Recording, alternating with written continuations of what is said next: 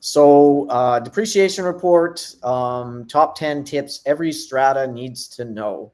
And this has been a very hot topic lately in BC. As you know by now, I'm sure you know that any stratas with 5 or more units are required to have these by July of 2026.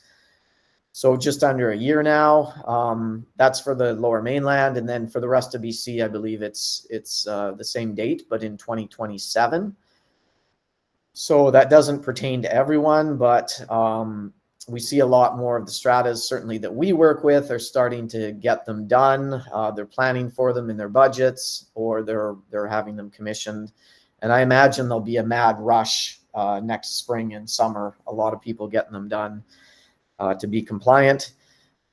The reason I guess it's become mandatory is that housing is obviously a very, very hot topic politically. And when buyers buy into properties, they want to be able to know what they're getting. So it certainly gives them a very, very good roadmap in terms of what's going to need to be spent over the next number of years. And it's also a really good planning tool for stratas to be able to forecast how much they're going to need. Unfortunately, what we're seeing right now is most stratas are severely underfunded. This is, I would say, a system-wide problem, not specific to any one building or any one area. But, just kind of keep in mind the depreciation report may say you need all sorts of things: a new elevator, a new roof, new envelope, new podium membrane, and all of this is going to be due in the next 5 years. And it's not uncommon to see, if you add all that up, that the strata needs to raise $2 or $3 million. And that strata might only have 100,000 or 200,000 sitting in the CRF. So there's a big gap. You can see a couple $1 million shortfall. If you've got a couple $1 million that is going to be due and you've got 30 owners, that works out to just over 60,000 per unit. So it's very, very difficult, for people to just come up with that money. So it's one of the reasons that this is becoming mandatory, is so people don't end up in that situation where there is that deficiency of a couple $1 million and people don't have the ability to fund it, and then they end up losing their homes and things like that. So if this sounds like your particular strata, don't panic. There's lots of hope for you still. So we're going to get into the presentation now. So who we are, Fort Park, we've been around since 2008. We're locally owned property management, specializing in strata management, small, medium, and some a little bit larger buildings. But we manage like all sorts of shapes and sizes and properties, not just in the Lower Mainland, but throughout BC now as well. And our offices are in Richmond, and we have a satellite office in downtown Vancouver. By failing to prepare, you're preparing to fail. So that is a well-known saying, and it's very, very true when you look at stratas and how they're planning for their capital costs replacements. So what we're going to discuss today, why depreciation reports are now mandatory in BC, which we kind of already touched on, risks and realities most stratas are facing, which we also talked about a little bit, top 10 tips to make your report manageable, reading your report in context, building a 5-year capital plan, funding, financing options, communication strategies with owners, and then we're going to leave time, I said, at the end for Q&A.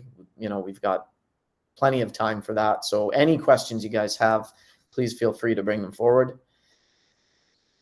Okay, number 1 tip here is take the depreciation report with a grain of salt. So just because it says you're going to need a new roof in 5 years doesn't mean you necessarily are going to need a new roof in 5 years. These reports are built on averages, and the costing is built based on averages, and not every roof is built the same. Obviously, there's different materials, there's different ways that they were installed, and different construction methods. So some, may last 20 or 25 years. Some may last 40 years if you maintain your property well if you're doing all the things that you should do, having annual inspections done, removing the moss, and I'm using roof as an example because it's an easy one. You're getting your, everything recaulked and not letting rips and tears form.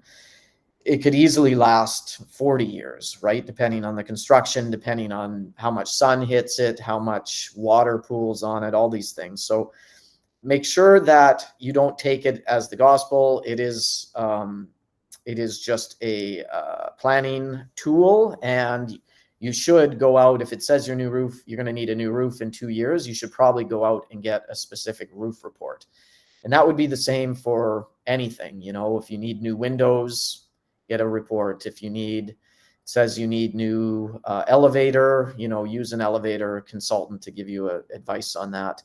So it's a good tool, but take it with a grain of salt. Create a 5-year capital plan. So map out key projects, timelines, and costs in a simple, actionable way. So the council should create a detailed plan on what actually going to be required over the coming years. It doesn't have to be super detailed, your capital plan, but it should list out costing and eventual, estimated dates so that you can give the owners a really good, clear indication of what they can reasonably save for.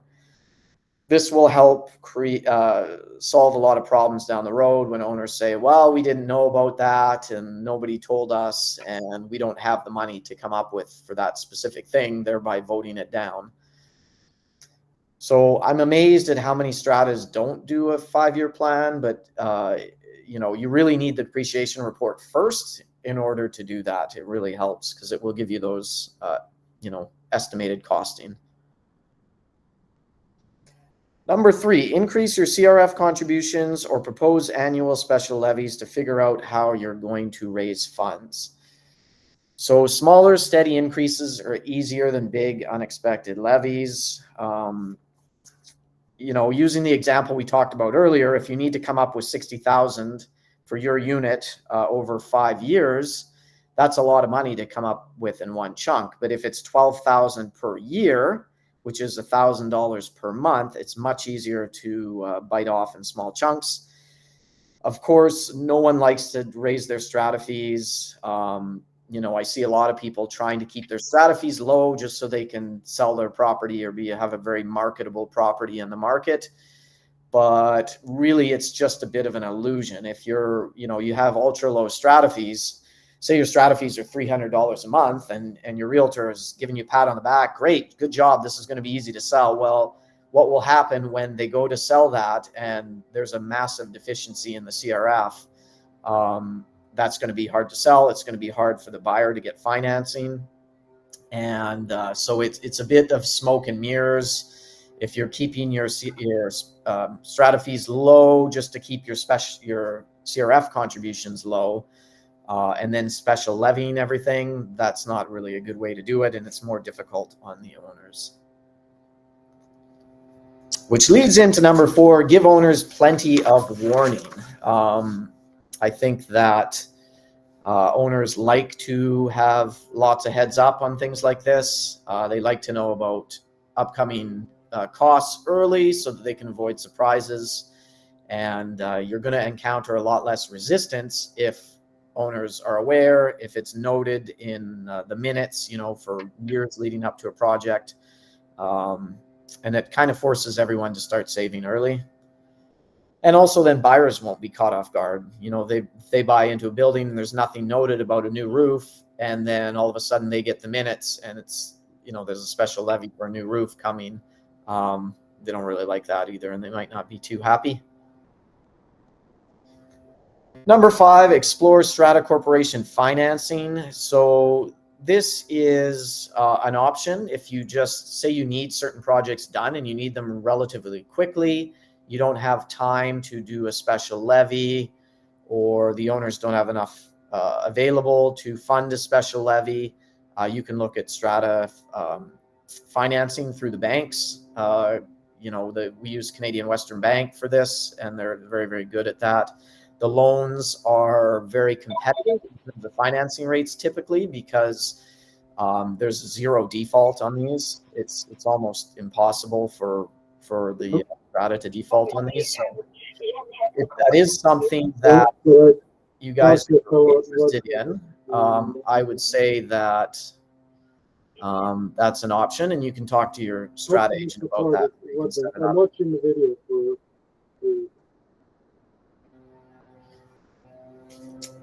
And rates are pretty good too. But it does, the one drawback of that is you will have a monthly financing charge that will be added to your payment. So say you're making a $500 a month strata fee. Well, you might also be making a $400 a month bank repayment, bank loan repayment as well. So there's a downside to that. You have to pay it back. And there's interest, of course. Next one, consider owner financing. So owners can refinance using equity if given enough time and guidance. Again, this is where the lead times come into play. If you tell the owners they need to come up with $60,000 in 2 months, it might be very difficult for them. But if you give them a year to come up with it, there's a good chance they would be able to refinance their property or take out a HELOC or something to that effect, depending how much equity they have in their home. And the Strata Corporation, the Strata can, or your management company or your council can reach out to mortgage brokers and get them to come in. You can have a town hall. I've seen that before, and mortgage broker comes in and helps people with their refinancing and things like that, because you really don't want people to lose their homes just due to special levies and things like that. Number 7, obtain actual quotes. So while the depreciation report is a great financial planning tool, nothing beats actual real-life quotes for upcoming projects. So if it's more complex, you may want to use an engineering or consultancy firm to help you with those quotes. But again, this talks about the depreciation report. It might say you need a new roof in 5 years, and the cost of that roof is going to be $1 million. Well, when you go to get actual quotes, you might find that it's $1.5 million because it needs some special engineering, or it's maybe $750,000 because it's a relatively simple roof.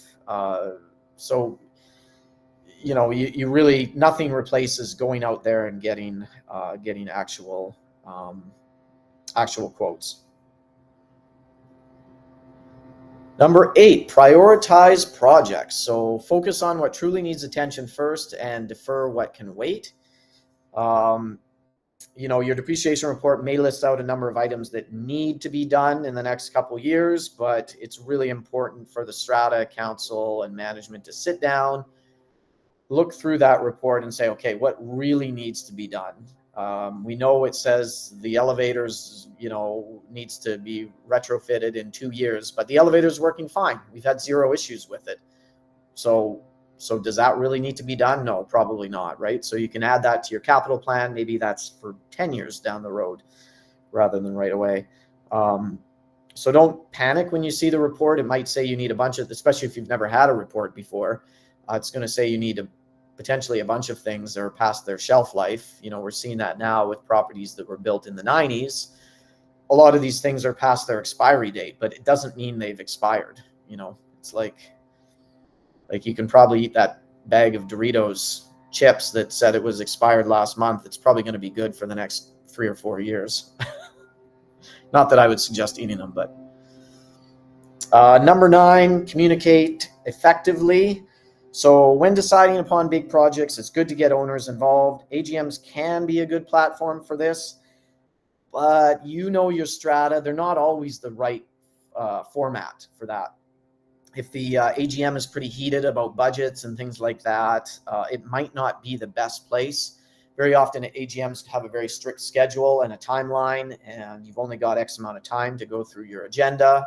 If there's a lot of resolutions and things like that. So I think that a better platform might be, if there's big projects coming up, as a town hall meeting. You can do that video, you can do it in person, just discussing major capital projects. Get the owners to buy in, right? Have them become part of that process and see what they think they want to do. You can bring in industry experts, contractors, you can bring in consultants or engineering companies or different things like that, rather than the council telling the owners one thing or the management company. If you have a third party that's outside of the regular day-to-day, they might be able to do a really good job of communicating that information.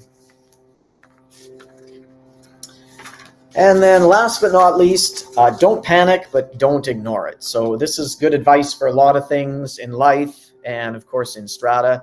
Treat the report as a planning tool, act early, and stay transparent. So, very often I see people will get these reports and they get a little panicky about it all, but, there's no need to panic. You'll know generally what needs to be panicked about in your building. If you literally have something falling apart, maybe you need to panic about that. But most of these things are kind of worst case scenario from what I've seen, and treat it as a tool. It's one financial planning tool, and don't get too worried about it all. And that kind of wraps it up. So just to summarize, we've got number one, take the report with a grain of salt, create a 5-year capital plan, increase your CRF contributions or plan levies. But I think the proactive approach is more increasing your CRF contributions to match up to your depreciation report. Give owners plenty of warning, explore Strata Corporation financing, look at owner financing, and what the owners might have to do to finance certain projects. Obtain actual quotes, so real quotes. Prioritize projects, communicate effectively, and don't panic.